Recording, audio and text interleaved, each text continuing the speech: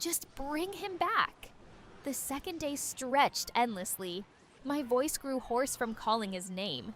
When we returned home that evening, Dad sat on the front steps and covered his face with his hands. That frightened me more than anything.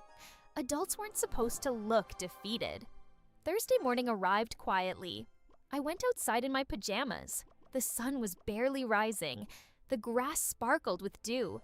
I sat on the steps and stared at the empty bowl. The world felt muted. Then I heard something.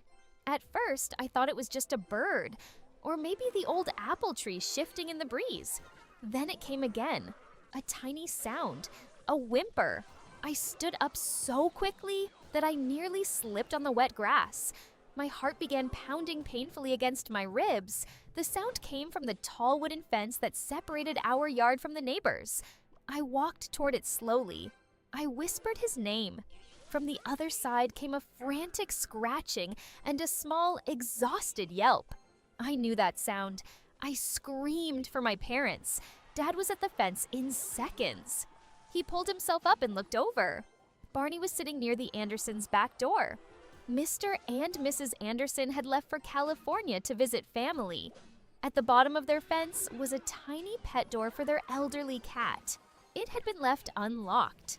Barney must have squeezed through out of curiosity. The flap had clicked shut behind him, and he hadn't known how to push it back open. He had been there the entire time. So close.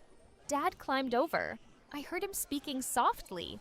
A moment later, he carefully lifted a small, dusty, trembling bundle over the fence and lowered him into my arms.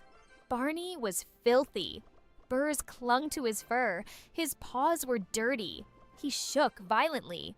But the moment he